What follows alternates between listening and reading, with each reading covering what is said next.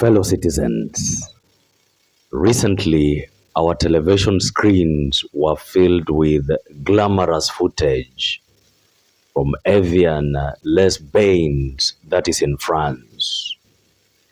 We watched President William Ruto walking side by side with the world's most powerful G7 leaders, dining on fine French cuisine and projecting the image of a towering global statesman. But let's be brutally honest today and ask the multi-million dollar question. Does a seat at the G7 table automatically buy you a second term in 2027? You see, the short and vanished answers, ladies and gentlemen, is absolutely not. You see, international diplomatic capital does not automatically convert into local votes. Flying high in Europe looks fantastic on a broadcast, but winning an election in Kenya is a game decided strictly on the dusty ground. Don't get me wrong. Abroad, President William Ruto is a powerful force. You see, he looked boldly at global leaders and confidently declared that Africa is not a problem to resolve and that Africa is not anybody's liability. You see, that is a very powerful line, ladies and gentlemen. But as our ancestors wisely reminded us, the roar of a lion in the forest cannot cook the meat. You see, no matter how hot the water from the tea kettle is, it can never cook ugali. Think of it like a village elder who travels to the big city. He dines with wealthy corporate CEOs, takes glamorous photos, and gives a brilliant speech on economic empowerment. But when he returns to the village, the locals don't ask him who he rubbed shoulders with. The locals ask, why is the community borehole broken? Why have school fees doubled? And why is our local market being heavily taxed? If that elder has no answers for the ground, his seat at the village council is as good as gone. You see, history warns us that international applause can be a dangerous political opiate.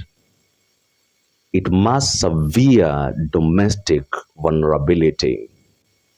I want you to look at former President Daniel Arap Moi in 1992 and 1997.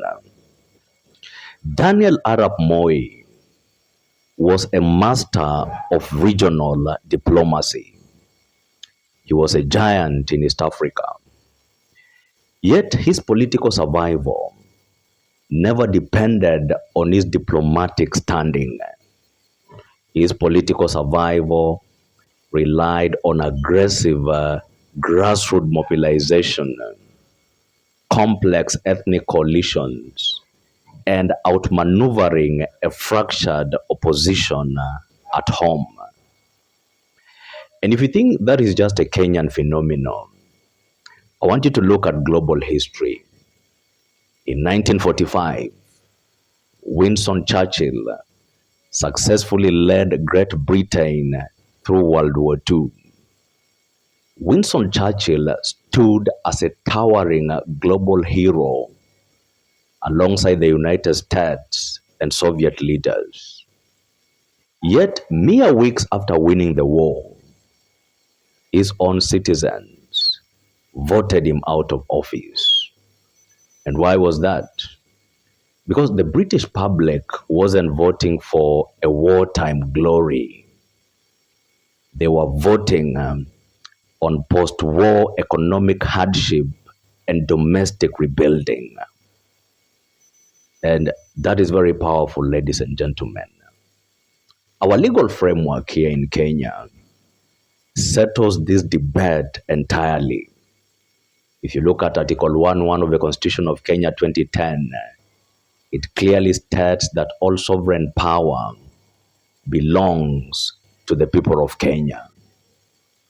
Donald Trump, Emmanuel Macron, and the entire G7 committee cannot cast a single ballot in our general election.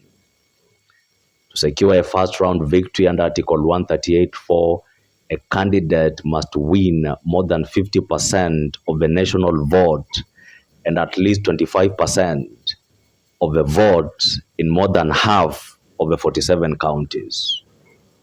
That threshold, ladies and gentlemen, cannot be met by giving speeches in France.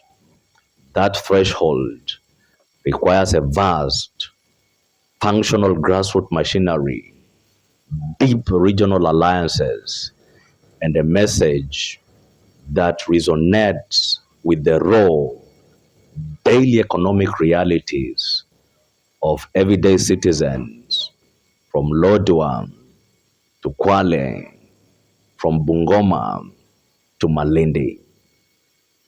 So here's the hard-hitting takeaway. While the images from the G7 summit project immense authority, the road to 2027 remains anchored right here at home.